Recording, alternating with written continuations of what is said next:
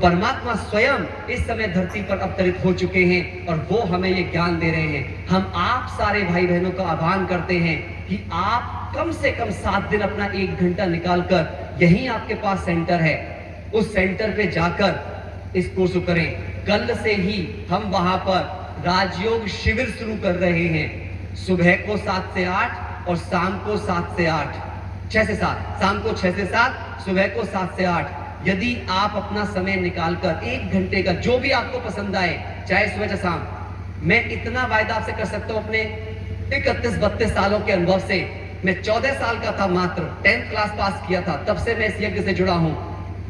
इस शिक्षा ने मेरे पूरे जीवन को सुखी, संतुलित, सफल बना दिया है।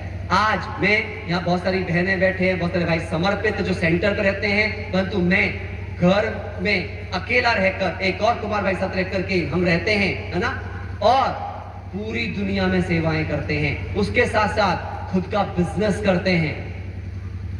हमने भगवान से कहा तन मन धन सब तेरा, खुद कमा के लगाते हैं। पढ़ाई में खूब अच्छी पढ़ाई करी, 14 साल तक फिजिक्स लेक्चरर रहे, अपनी खुद की कंपनी है, डायरेक्टर हूँ एक कंपनी का, एक बिजनेस के अंदर हजारों लोगों की टीम को हेड करता हूँ। पूरी कॉर्पोरेट ट्रेनिंग्स करते हैं, हम काउंसलिंग्स करते हैं लोगों की स्ट्रेस को लेकर के। एक न्यूट्रिशनिस्ट है, NHI कैलिफोर्निया सर्टिफाइड है, सुबह 3 बजे उठते हैं, रात 11 बजे तक काम करते हैं। पेंशन का टी नहीं है हमारे पास। अब आप बताइए, एक ऐसे विद्यालय में पढ़कर अगर जिंदगी इतनी खूबसूरत बन सकती हो, जहां तन भी अच्छा है, मन भी अच्छा है, धन भी अच्छा है, जहां तीनों चीजों का सामंजस्य अच्छा है, इससे सुंदर क्या चाहिए आपको लाइफ में? ऐसे विद्यालय में एडमिशन लेना चाहिए कि नहीं लेना चाहिए? और वो भी फ्री में। ना एडमिशन का कोई फीस है, ना पढ़ने का कोई फीस है। कोई विद्यालय मिलेगा ऐसा? नहीं। हाँ? तो हम आप सबको बस यही निमंत्रण अपनी तरफ से देते हैं। अब मैं आप सबको चाहूंगा कि मैं आज आपको ये कनेक्शन के बारे में थोड़ा सा समझाऊं कि ये कनेक्शन कैसे करेंगे। तो सब बिल्कुल सीधा बैठेंगे, आपको थोड़ी देर मेडिटेशन कराते हैं। किसी के मन में कोई सवाल है तो पूछ सकते हैं आप, कोई भी सवाल किसी के मन में है, any question, any type of question, जिसके भी मन में हो, कुछ भी जानना चाहते हैं। मानव सजा में हम जब जब धर्म की अतिग्रानी होती है, तब तब मैं आता हूं, और हे अर्जुन, मुझे सिर्फ मेरे द्वारा ही जाना जा सकता है। देवताओं को याद करने वाले देवताओं को प्राप्त करते हैं, भूतों को याद करने वाले भूतों को प्राप्त करते हैं, पितरों को याद करने वाले पितरों को प्राप्त करते हैं, और जो मुझ निराकार के भक्त होते हैं, बस वही मुझे पूरा प्राप्त करते हैं।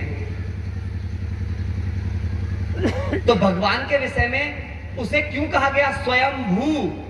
शिव का, परमात्मा ने आके खुद बताया, मेरा एक नाम है शिव। शिव ही क्यों?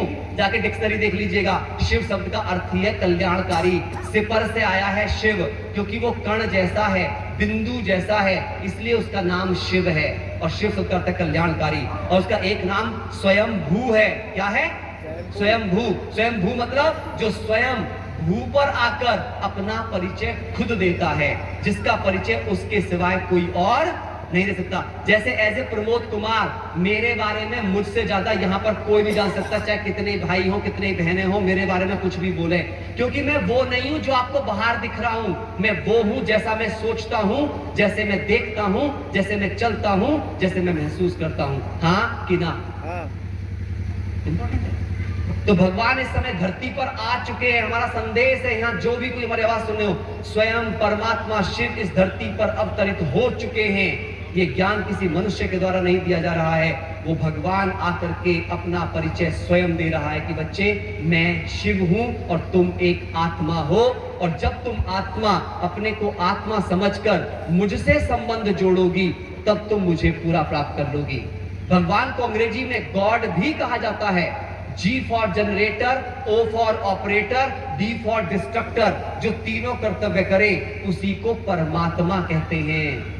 जो ब्रह्मा के द्वारा स्थापना, विष्णु के द्वारा पालना और शंकर के द्वारा विनाश का कर्तव्य कराता है। इसीलिए शिवलिंग जब आप देखते हो तो इस शिवलिंग पर 3 लाइनें बनी हुई है और बीच में एक बिंदी रखी हुई है, जिसे त्रिपुंड कहते हैं, जिसका मतलब है कि मैं परमात्मा शिव ब्रह्मा, विष्णु और शंकर का भी रचयिता हूं। और आपको बताएं, हम यहां जितने बैठे हैं, हम सबके सब त्रिमूर्ति हैं। कैसे? आप देखो, ब्रह्मा के संकल्प से सृष्टि बनी। क्या दिखाते हैं? तो संकल्प की करने की पावर जो है आपके अंदर, वो है आपका ब्रह्मा रूप। अपने संकल्पों की पालना करने का जो संस्कार आप में है, अपने संकल्प पे काम करने का जो संस्कार आप में है, वो है आपका विष्णु रूप। और अपनी बुराइयों का नाश करने की जो दृढ़ता आपके अंदर है, वो है आपका शंकर स्वरूप। इसीलिए हम भगवान के बच्चे हैं, मास्टर गॉड। और एक गहरी बात मैं बताता हूं, परमात्मा धरती पे आने के बाद एक लक्ष्य देता है। नर ऐसी करनी करे कि नारायण बन जाए, नारी ऐसी करनी करे कि लक्ष्मी बन जाए। और लक्ष्मी और नारायण के कंबाइंड स्वरूप को कहते हैं विष्णु चतुर्भुज। विष्णु चतुर्भुज। आप सोचिए, विष्णु की 4 हाथ क्यों दिखाए हैं, एक सर क्यों दिखाया है और 2 पैर क्यों दिखाए हैं? क्योंकि भगवान आकर जिस गृहस्थी में पति और पत्नी की मत अलग अलग हो गई है, पवित्र गृहस्थी, पवित्र गृहस्थाश्रम उसे कहते हैं जिसमें पति और पत्नी की मत एक हो, इसलिए सिर एक दिखाया है, पर हाथ 4 हो काम करने के लिए, और चलने की दिशा, कदम एक ही दिशा में चले दोनों के, ऐसी गृहस्थी होती है पवित्र गृहस्थी। तो भगवान आपको बनाने आया है विष्णु जैसी गृहस्थी। करके जा रहे हैं, आज से जाकर के घरों में सबके साथ अच्छे से सामंजस्य बिठाएंगे। हाँ, यहाँ पे कुछ ब्राह्मण बैठे हैं, उनको जरूर एक बात कहना चाहूंगा जो ऑलरेडी ज्ञान है, वो सब समझते हैं। आप बताइए सबसे ऊंचा युग कौन सा है? सारे ब्राह्मण बोलेंगे, जो बीके जो बैज लगाए बैठे हैं यहाँ पर, उनसे मैं पूछ लेता हूँ, सबसे ऊंचा युग कौन सा है? हाँ, जोर से बोलो। संगम युग। ठीक है, तो सबसे ऊंचा जन्म कौन सा हुआ? यानी कि ब्राह्मण जन्म। जोर से बोलो, कौन सा? ब्राह्मण जन्म। तो सबसे ऊंचा परिवार कौन सा हुआ? कौन सा? गलतफहमी है आपकी। सबसे ऊंचा परिवार है जो आपका ग्रस्त है, लौकिक परिवार। कारण बताऊंगा आपको, समझ आ जाएगी। आप बताइए, सतयुग के परिवार की वजह से आप कहां गए?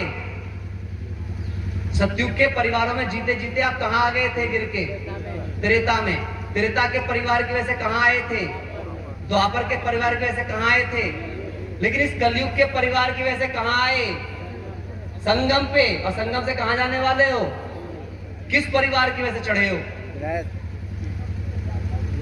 उस परिवार की वजह से। घर में जितने लोग आपके में, आपको अच्छा बताइए, एक डॉक्टर कभी अपने मरीजों से परेशान होता है? बोलो हाँ या ना। परेशान होता है या ज्यादा मरीज तो खुश होता है? तो हम ब्राह्मणों के मरीज कौन है? जो ज्यादा गुस्सा करे वो हमारा मरीज, जो ज्यादा गालियां दे वो हमारा और अच्छा मरीज। पता है, मैं रोज एक सामान लेता हूं, प्लीज माफ करना कोई भी सुनना हो, लेकिन सुन लो, क्या फर्क पड़ता है ना?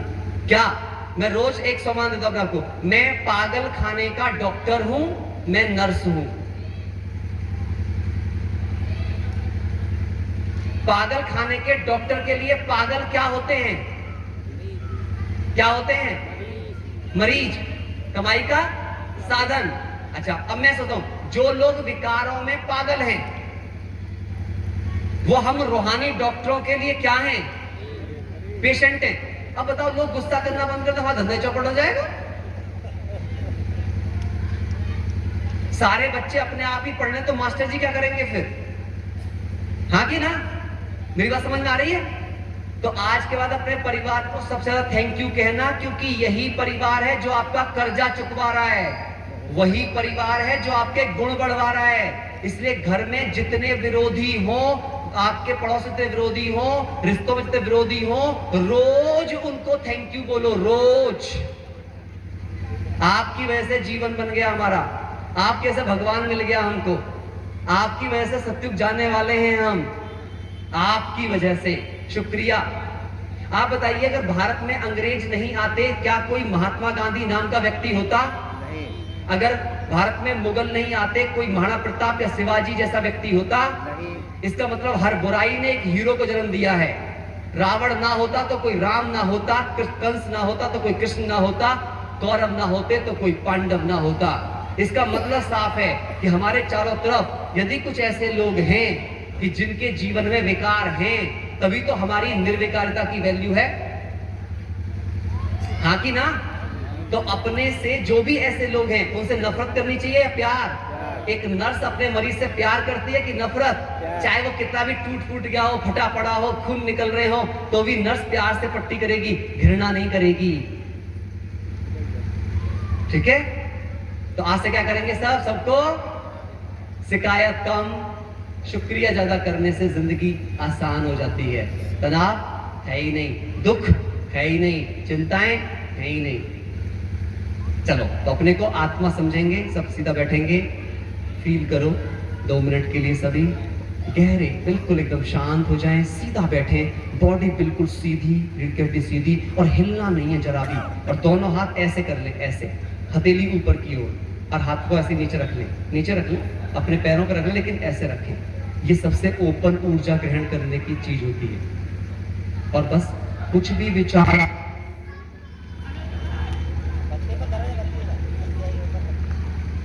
कोई भी विचार आपके मन में आ रहा है, निश्चिंत हो जाएं, आने दें, किसी विचार को रोके नहीं।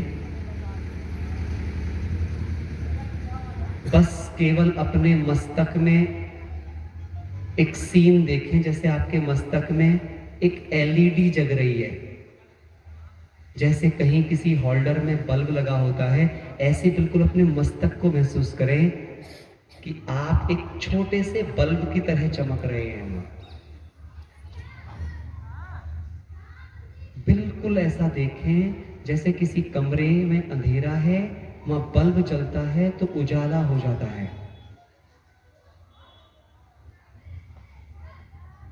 अपने मस्तक में चमकते हुए उस बल्ब से अपने पूरे शरीर में रोशनी को महसूस करें। अपने पूरे शरीर को देखें कि वो एक लाइट में बदल गया है, पूरा उजाला ही उजाला है।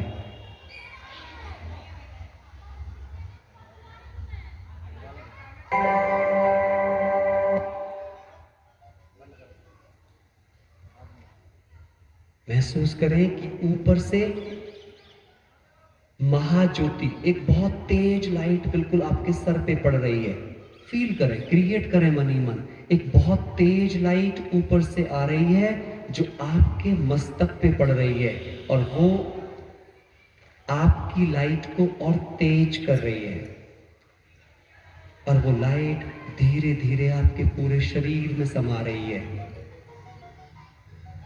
जिससे आपके शरीर के सारे दुख और दर्द मिट रहे हैं। पूरा शरीर निरोगी हो रहा है।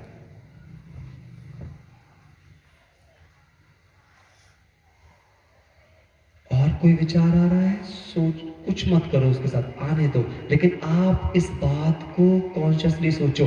बिल्कुल आपके सर के ऊपर एक बहुत तेज लाइट है, सूर्य जैसी, मस्तक में मणि चमक रही है, और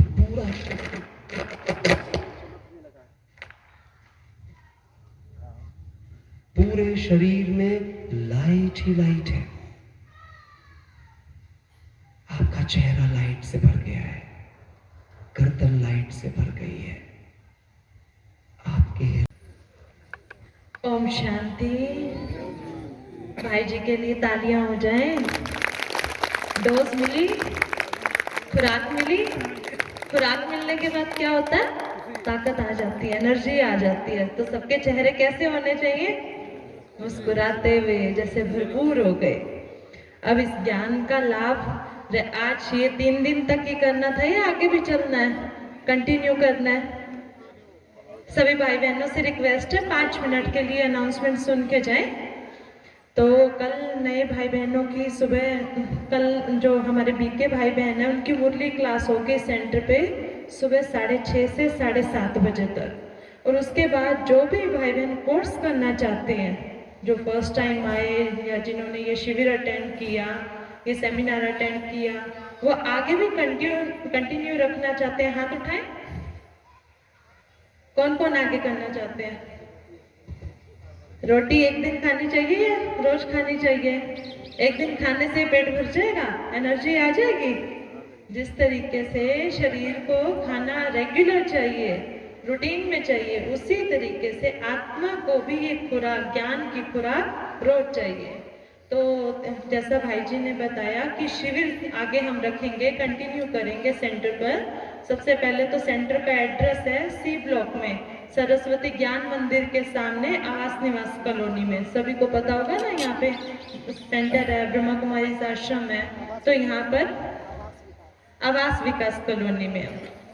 तो कल से नए भाई बहनों का यहाँ पे सेशन स्टार्ट होएगा सुबह 8 से 9 बजे और शाम को 5:30 से 6:30 बजे।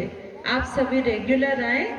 एक हफ्ते का कोर्स है, 1 वीक का कोर्स है। आप अटेंड करके देखें जैसे भाई जी ने अपने जीवन में कितना परिवर्तन लेके आया। अभी बताया ना, इतने सारे वर्क करते हैं, प्रोफेशनली भी, काउंसलिंग भी, लेकिन लाइफ में टेंशन का टी भी नहीं है। हर कोई चाहता है, नहीं चाहता कि टी हो या नहीं हो, टेंशन है हो या नहीं हो। परिवर्तन बता दें। वो सेंटर पे रेगुलर आइए, रोज ये ज्ञान की खुराक लें, परमात्मा को याद करें, राजयोग का अभ्यास करें, हमारा जीवन भी ऐसा बन जाएगा। ये तो एक एग्जाम्पल है, उसके बाद आप भी ऐसे मॉडल बन जाएंगे, एग्जाम्पल बन जाएंगे। तो रोज कल से कंटिन्यू कोर्स स्टार्ट करेंगे सेंटर पर। इसके बाद मैं अभी दीदियों को कहूँगी कि स्टेज पर आए, एक गीत चलाया जाएगा। वंदना दीदी, गंगा दीदी, गौरी दीदी आइए।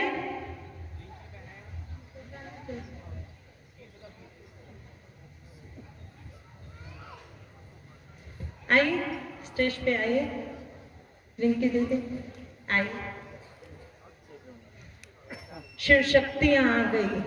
असली शिव शक्तियां कौन सी शक्तियां हैं? ये ज्ञान की शक्तियां हैं।